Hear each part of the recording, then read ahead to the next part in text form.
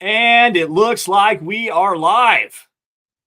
Give me just a second, guys. Got to pull the Facebook groups as we used to, as we are wont to do every single week here on a wonderful Friday evening. Get our wonderful community all together. Green check marks across all platforms. Mile high hello, everybody in Broncos country. Welcome into another episode of the Dove Valley Deep Divers podcast. I am your host, Lance Sanderson, and joining me as per usual is my good friend and colleague. He is Mile High Huddle's senior NFL draft analyst, the one and only Erick Trickel. And dude, OTAs obviously underway. Big storyline of OTAs so far. Cortland Sutton not in attendance. Obviously, the Bo Nix news is going around. How he looks kind of okay out there. How are you doing, dude? It's the off season, so we got to get creative with our content, man. What's up? I mean, this is the subject that we're doing tonight, and we'll be finishing up next week. It's one of my favorite things to do outside of after the draft. You know, that super early 53-man roster projection, and then I love to look back on it and see where we went wrong. Yeah. So I'll do a couple of these over the off or the downtime. I'll do one, during camp right before it, and it's just always fun to go back and see what happened, why you were wrong, and all that. And I enjoy it. But I mean, I'm doing good. I'm excited to be here. It wasn't the best week that I had, but I always enjoy coming here Friday nights and talking Broncos football. And we have Papa Bear coming in with the $2 donations. And good evening, Broncos country. Go Broncos. Hashtag MHH for life. Thank you, Papa Bear. We appreciate that. Before we were live, speaking of, it was nice to meet you at the meet and greet again. I've said that multiple times, but before we're live, we were talking about that and trying to see if both of us will be there this year. It's living where I do, getting down there. It's not always the easiest, but I'm hoping to, have some, been looking at that and hope that if I do go, I'll get to meet a lot of you guys down there that haven't been there yet. And it's always a fun time. And it's always a blast. Yeah, I'm tentatively able to go right now. Not sure yet. There's some big life changes potentially happen on my end, and I'm gonna not spoil the surprise for that one. Erick knows behind the scenes, but we'll see what it looks like when the meet and greet comes around. If I'm actually able to make that trek down that way, but I am excited. If I am able to go, I will definitely be there, and it's going to be a great time as it always is. So again, David, this is Papa Bear McElrath jumping in here. Thank you for joining us. We got Michael Ronquillo jumping in as well, as he is wont to do over on the Facebook side of things, saying good evening, Lance and Erick on the Dove Valley Deep Divers. Go Broncos, go Michael, go everybody for joining us. We got David Youngkin in the house, got Mike Naylor, Roy Osborne, Daniel Berry in the house, Adam Strange, William Catalano. Scott is behind the scenes running the ones and twos. We got Zach Powers in the house as well. A lot of the same familiar faces. We got DV8 running things behind the scenes, helping out moderate the chat and whatnot. And spoiler alert, guys, I will be filling in for DV8 tomorrow night with Ron White over on the Orange and Blue View. So make sure you guys are staying tuned for that tomorrow night. DTR in the house as well. Again, David Youngkin, thank you all for joining in. Smash that like button on the way in, guys, and buckle up because we're going to go kind of fast tonight. Got some plans going on tonight on both of our ends, so we got to kind of fly. But as Erick said, this is one of our more favorite operations to do. We are going to give you a quick 53-man roster projection. Today, we are going to be doing the offensive side of the football to kind of expand that conversation as much as we possibly can. Next week, we will be going to the defensive side of the football. And to start us off, man, obviously, we got to go into positional order. Quarterback, for me, this is easy. It's two guys. It's Bo Nix. It's Zach Wilson. And one of the first five out on my roster is going to be Jarrett Stidham, who I do believe is going to end up on the practice squad. Erick, what do you think? Yeah, I'm with you there. And it's, unless Zach Wilson goes out there and absolutely stinks it up, the financial aspect of it keeps him safe in Denver, at least as the backup, because it's harder financially to cut him than it is Jarrett Stidham. And with a team that is under $10 million of salary cap available, they need, they can't really afford to have, these more significant cuts for guys to potentially be elsewhere. You typically want about $10 million in salary cap space to work with, in-season signings, in-season moves that you need to make, and being able to carry some of that over. So yeah, I think Zach Wilson's it. OTAs, there's a lot going about that, and there's a lot of people talking about it. I'm just going to say this real quick. OTAs, as we mentioned beforehand, as Scott mentioned beforehand, they're a glorified walkthrough. It's really the bare minimum at 7-on-7s. It's just install stuff, making sure that you're getting the playbook down and that you have it. really, if you don't want to look terrible during these. But I mean, it's easy to look good. We'll see what happens when, pads start coming on, and when training camp and preseason stuff comes around. There's every single year a lot of guys who look great in OTAs end up falling off a cliff during training camps because it's just the situation of OTAs is so easy on players. There's so little that you can do as a team. It's whatever. So Yeah, not going to be overhyping on OTAs here. yeah. OTAs, organized team activities. That really means, like Erick said, walk through stuff. It's a lot of 7-on-7 drills. It's a lot of position drills. It's not really a lot to take away from. They're not allowed to have a lot of contact, if any. Like, it's pretty much a zero contact situation for the most part. Obviously, guys are going to run into each other and things are going to happen. And I mean, look at what happened with Drew Sanders in his training. I mean, he tore his Achilles in training before the drafts. Like, that's a big piece of news there. That has nothing to do with football. I mean, it does because it's a workout, but at the same time, this is not actual football that we're witnessing out there. Wake me up when minicamp hits, and then really get my attention when training camp comes around at the tail end of July. We got Phil McLaughlin jumping in here. Good evening, Lance, Erick, and Deacon Scott.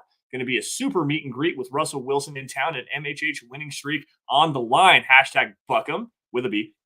Hashtag MHH for life. Hashtag Broncos for life.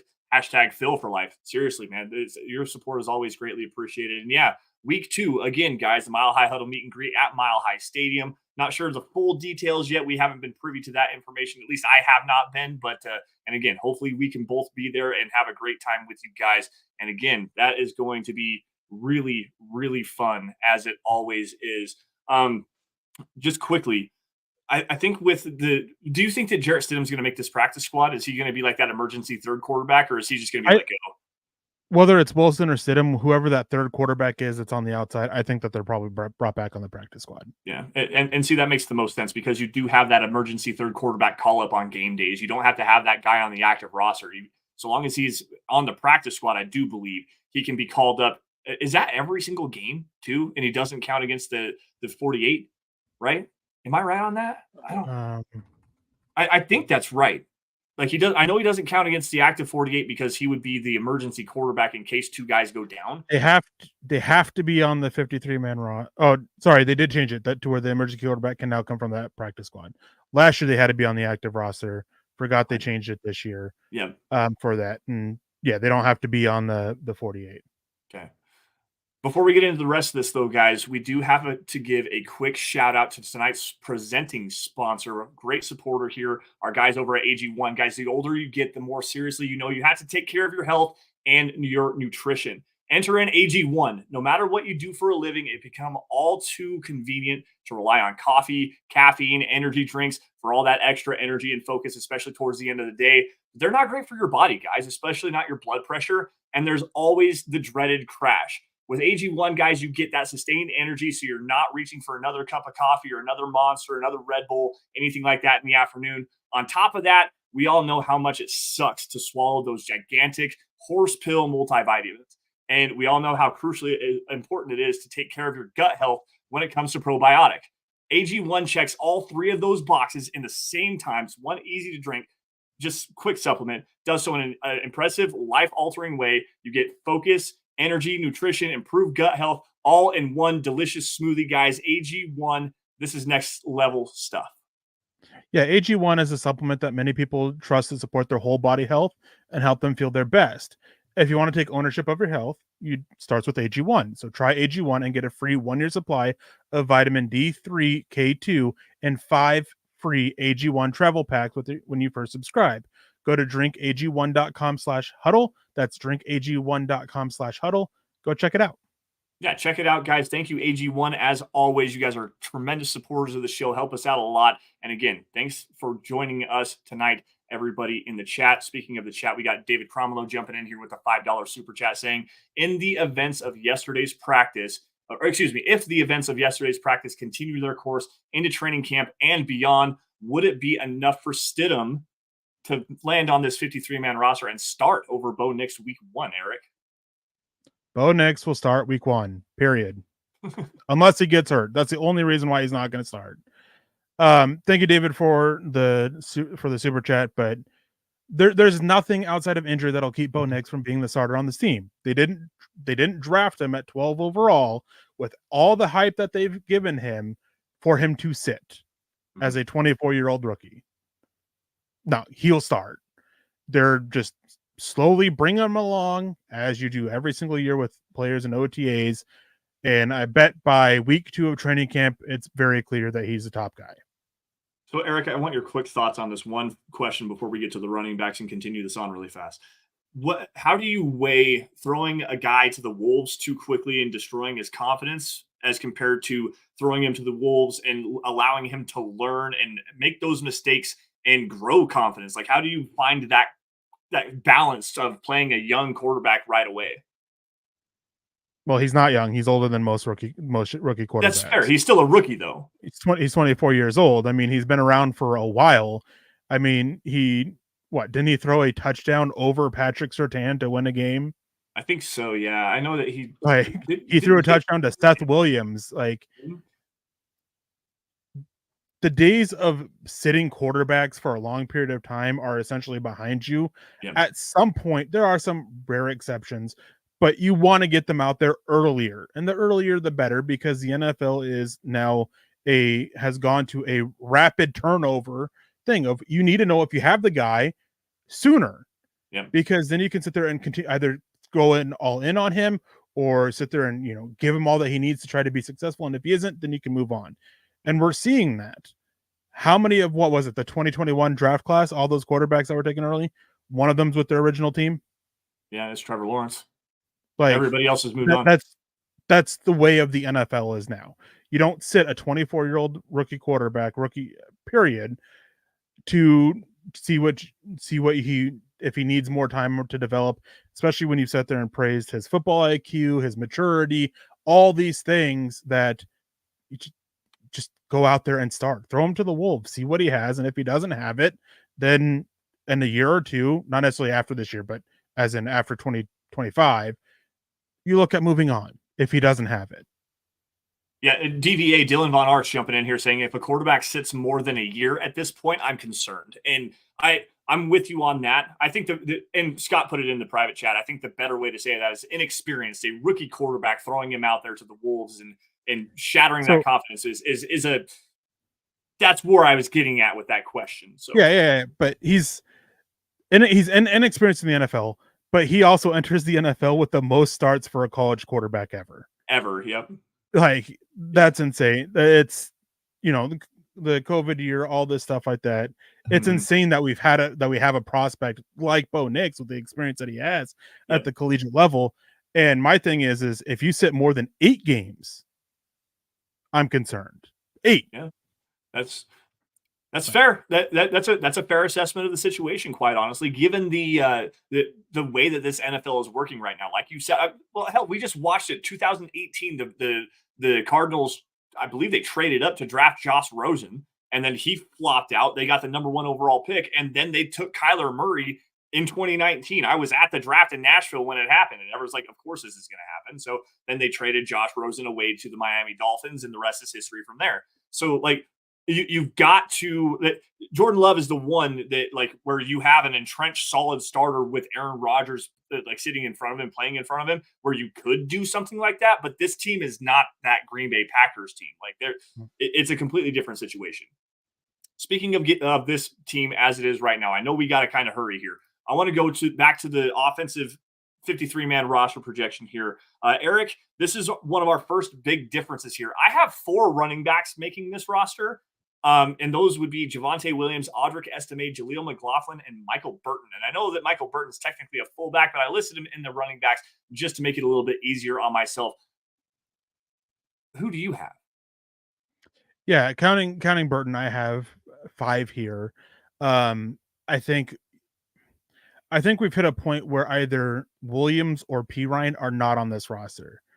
And I know that may be tough to hear with all the stuff about Javonte Williams over the previous years, but there's been some stuff coming out recently about the Broncos not being super sold on Javonte Williams as he enters the final year of his contract. Stuff about his, the conditioning, the vision issues that he's had. and possibly being willing to move on from him. I don't think they'll cut him outright, but if a team comes in offering something for him, then they'll be willing to move on. But that said, without that happening, I think he makes it. So I have Williams, Estime, McLaughlin, and Burton, and then I have Watson. Even though we haven't had a chance to see it yet, uh, with OTAs, being so limited, with not till training camp or preseason, there's been a lot that even pre-draft, a lot of people that I spoke with liked Watson's ability with the new kickoff rules, Mm-hmm. and that includes some people within the Broncos. So I have him making it for that, with the changes to the kickoffs as that guy. That was the one thing that I really struggled with in trying to orchestrate my projection here for this 53-man roster. I chose to add more defensive help, and also let's see, did I add the fourth type? No, I did not. Okay, so I added more defensive help, players that can help on the defensive side of the football as well as play on the special teams role. And that might be a mistake on my end, but I also think that with the defenders that I added to this roster, you still have the opportunity to add some kickoff dynamics to it. And you also have Marvin Mims Jr. at the wide receiver position, who was a Pro Bowler as a punt and kick returner last season. So I left Blake Watson, undrafted rookie free agent, I believe out of Memphis, off of this roster for right now. I only went with the 4. And the reason why, with Samaje Perine's contract, I know that there's kind of an albatross there. The Broncos already being kind of cap strapped as it is, need to add a little bit more relief. I believe they can save like $3.5 million against the cap if they do release him this season. So that's kind of another move for some penny pinching if you needed to do that to move on from Samaje Perine right now. Yeah, it would be $3 million saved against the salary cap with $1.5 million dead. Yeah. With that. So yeah, I mean, he's been linked as being on, the outside looking in for a while. And the stuff with Javonte Williams I find really interesting. Yeah, me too. About with the rumblings about him. But Watson, I mean, he's explosive. He'll add competition for that. And Sean Payton wants to find an explosive home run hitter on offense as well. Yeah. I think so I have it Watson earning his spot through the kickoff return changes as that. But I wouldn't be surprised if he's able to potentially push out Jaleel McLaughlin either, who also there was rumblings about them being disappointed in. Yeah, and Zach Powers actually jumps in here saying if Blake Watson shows better in pass pro, I'd imagine that Jaleel McLaughlin gets cut and Watson takes his spot. I could definitely appreciate that. And Watson, I was more impressed with in terms of his pass protection. It's not great by any stretch of the imagination, but he does have the ability to step in on third downs and still bang against the linebacker if you need him to. The crazy thing about Jaleel, though, and Eric, we've talked about it multiple times here on Dove Valley Deep Divers, is Jaleel McLaughlin, every time he was on the field last season, it seemed like he touched the football. It was like 75% of his snaps were him touching the football. So if you have to utilize a player like that, that doesn't bode well for his future in the NFL. You're pretty much showing your hand every time he's on the field. It was like Philip Lindsay when he was on the field on third down. You knew that he was out there to run the football. He wasn't going out in pass protection, or he wasn't staying in pass protection. He wasn't going out as a receiver. He was out there to run the football. And eventually they had to take him off the field on third downs just so they didn't show their cards. Yeah, and with McLaughlin too, I mean, you touched on it, the 75%. I can't remember the exact number, but Sean Payton even touched on it a little bit about how predictable it was and wanting a little bit more, which is what spawned a lot of the McLaughlin stuff. And then some stuff came out. So, yeah, it's going to be interesting to see. Real quick, it looks like Doug has a question about tight ends. We'll skip wide receivers. We'll go to tight ends real quick. Asking about Greg Dulcich. Greg Dulcich is dealing with a foot injury. That is why he's not ready to go. It was a foot injury he suffered late in the season. I've seen a lot of people overreacting about how it's still the hamstrings. No, he was seeing a specialist, to change his gait, the way he runs, try to help those, but it's the foot injury that he's still working back from. I can't remember if they did surgery on it or not. But that's what the issue has been as to why he's not back. I do still have Greg Dulcich making it. Me too. And I have Adam Trotman as a tight end one, unfortunately for us. And then Lucas Kroll, got to see what he can do. And then Nate Atkins, just for that depth blocker that they kind of kept him around for last year. But the undrafted free agent out of, I want to say, Georgia Tech, Leonard. Yes. he has a good. I think there's a pretty good chance that he could overtake Adkins as well, because at Georgia Tech, he got exposed to blocking, Mm-hmm. and when I watched him a little bit, he did quite well there. So I didn't put Leonard on it, but I thought about it. I went Adkins, but either one I think is there as that tight end for. Yeah, I have Dulcich here. I have Lucas Kroll making this roster, especially after the I'll call it coach speak for now, but Sean Payton spoke glowingly about Lucas Kroll, saying that teams are going to know who number 85 is by the end of this year. Troutman obviously is the veteran in the room. I only have those three. Adkin is on my last 5 out on this roster. He was one that I was really struggling to find a way to get him on there, but especially with the special teams versatility, if you need a blocker out there in terms of kickoff return, excuse me, Adkins would be a guy that I would pencil in for that spot. But for just the way that this worked out, with me going defense heavy, well, I guess it's actually balanced for me, but adding that extra linebacker, that extra cornerback I added as well, left Nate Atkins with no place on this roster. But going back towards the outside wide receiver position, I have 6 guys. This was probably the hardest projection for me because I was trying to find a spot and create the most versatile room for this Broncos offense. Obviously, you're going to get Cortland Sutton. Forget the contract things. It's not that big of a deal. He's not at OTAs. He's a veteran. He knows the offense.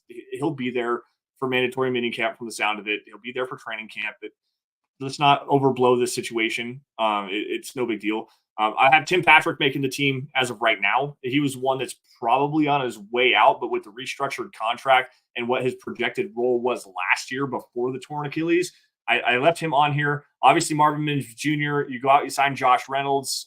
That's going to be a key player here. Troy Franklin, you draft in the 4th round. You trade up to go and get him. And the last guy I have here is Lil Jordan Humphrey. With the big body, the versatility, the physicality as a blocker, I think that he does manage to sneak his way back onto another Sean Payton roster just because he's one of Sean Payton's guys. He's always been around.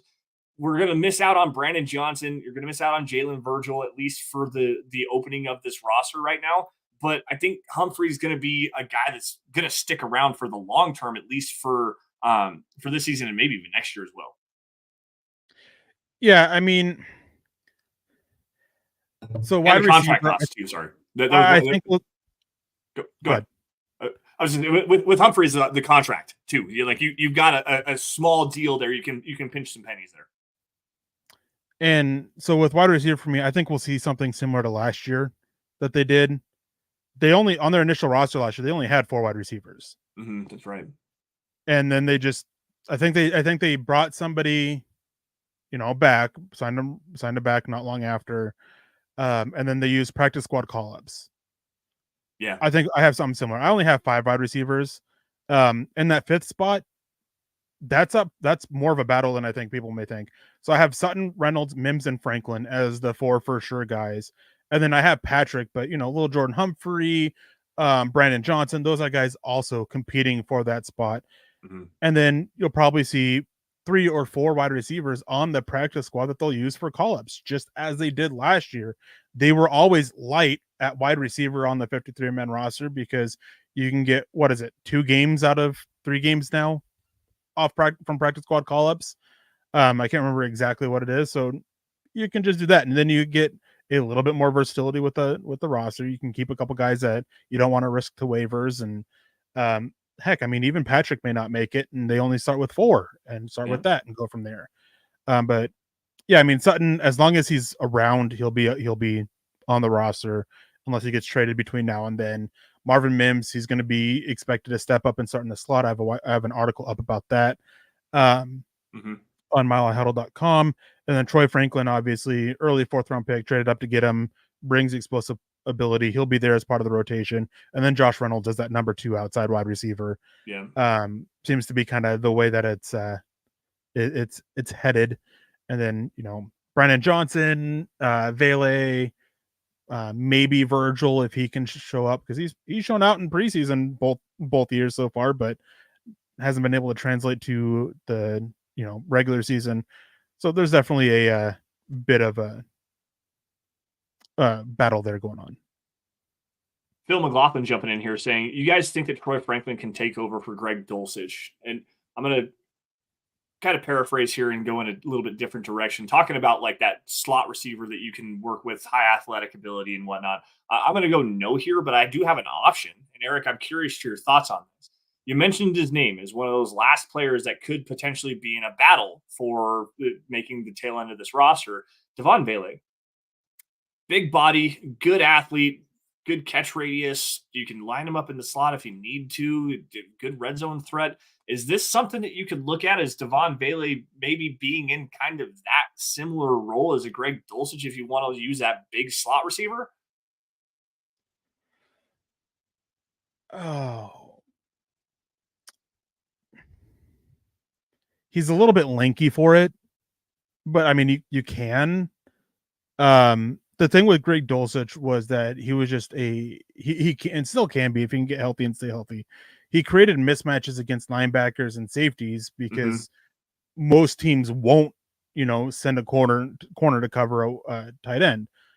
So if you're putting a skinny, tall wide receiver out in a slot as a big slot, well, they can just slide in. They'll just move a corner there. Right. You're not really creating those mismatches that they were looking for Dulcich to do last year that Sean Payton talked about. So I think if you want somebody to take over for Greg Dulcich or step in, it's got to be Lucas Kroll who, Yeah. has that bigger build, can create those mismatches, the athleticism, and then you're using your wide receivers in a more stereotypical wide receiver way. Yeah. And that makes a lot of sense. I know Devon Vele, what, 6'5", 215. So yeah, lanky, long, athletic 205. is 205. Is he really only 205? He's thin. He's really Well, thin. I did not think he was that thin. I was just looking at his body type. I didn't even look at the measurements to tell you the truth, but I thought he was a little bit stockier than that. 205 is ridiculous. So no, that yeah, you make a lot of sense. I just thought that the height, speed, athleticism ability you get with a guy like that, it sucks that he's 28 years old because there's a lot of upside with a player like that with the just the prototype of what he is. At 28 years old, probably not going to get a lot more development out of him, but he can still be an effective player for sure in this league, just given the tools that he has. So I just thought that was kind of an interesting way of looking at it.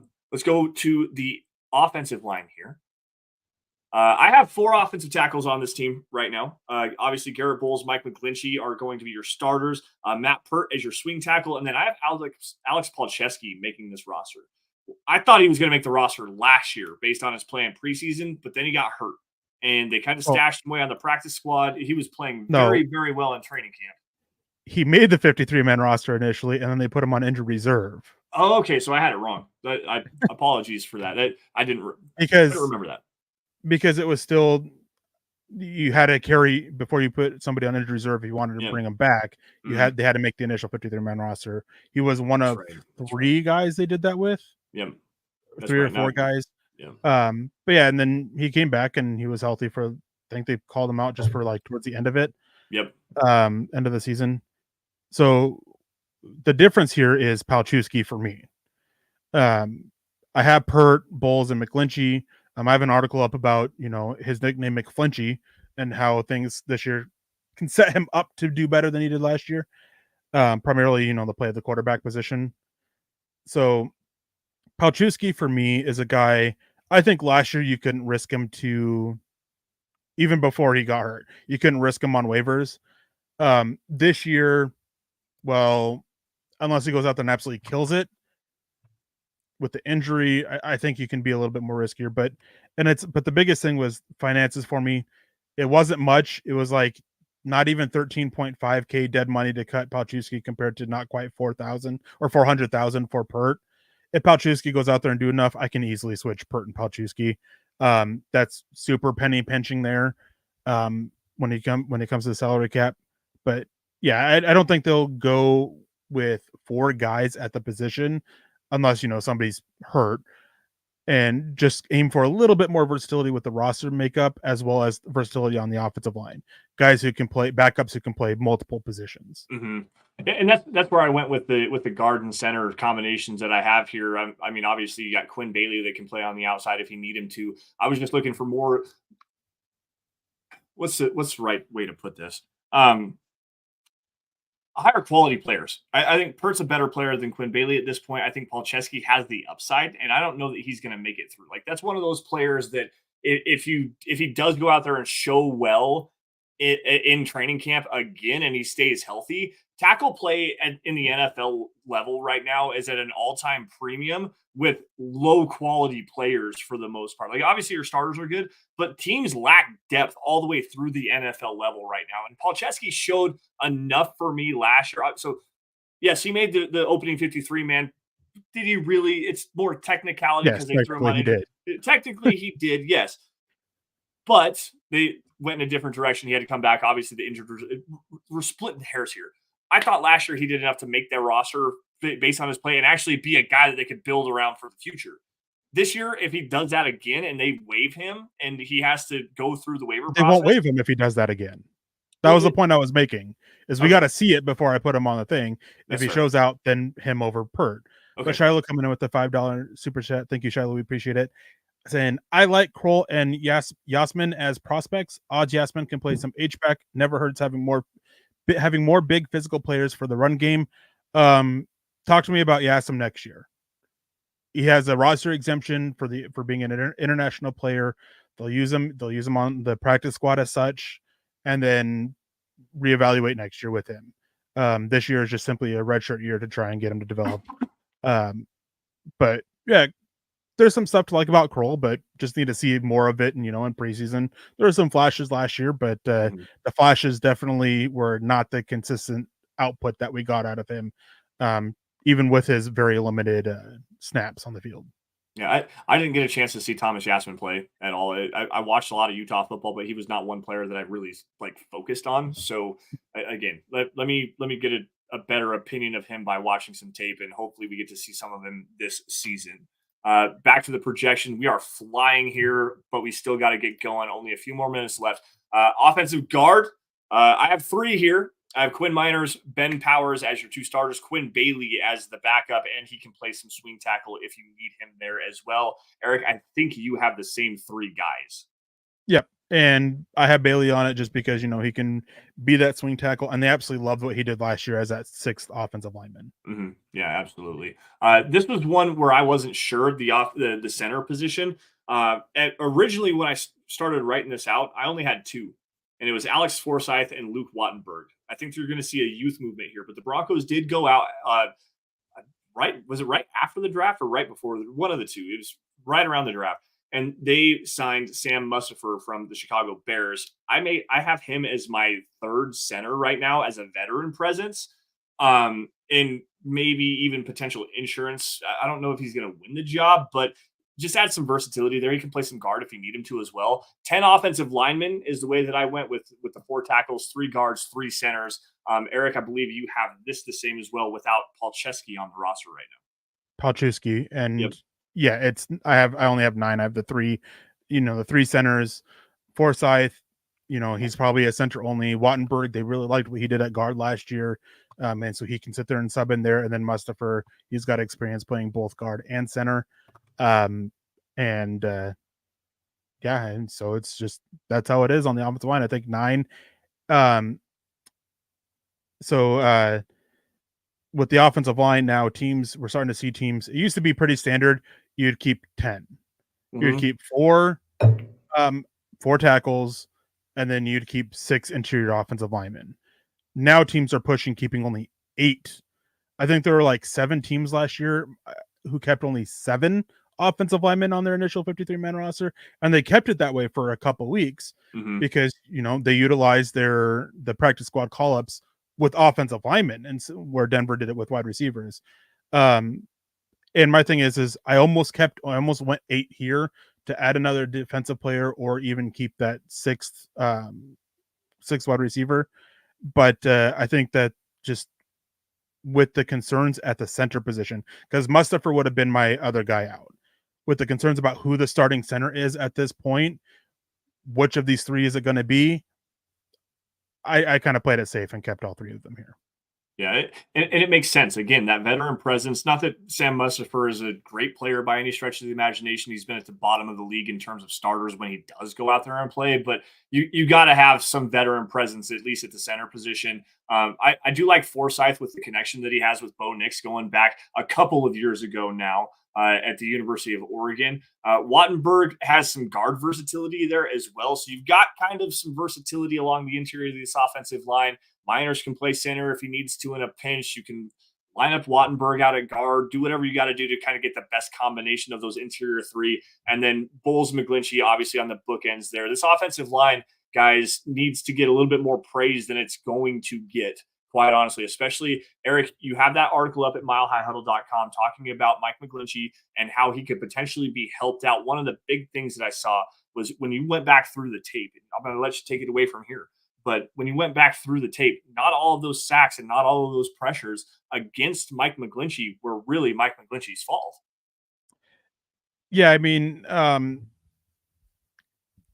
I went through and I charted them all, and in the article I think I went with my generous side of it about how much of it was actually Mike McGlinchey's fault, how much of it was on the quarterback or someone else's fault. And I think he had like 6 sacks and like 49 pressures, I think it was overall. But on the generous side of it, I would say I think 4 sacks and like 37 or 38 of those pressures are 100% or were not 100% his fault, or even 50% his fault. And the way that changed with where he stands in it, like, still wasn't great, but it took him from being one of the worst to more middle of the pack. And so having a quarterback who prides himself, and what made him so enticing for Sean Payton is his ability to get the ball out quickly, especially with Sean Payton's offense that likes to get the ball out quickly, and open up those deep shots.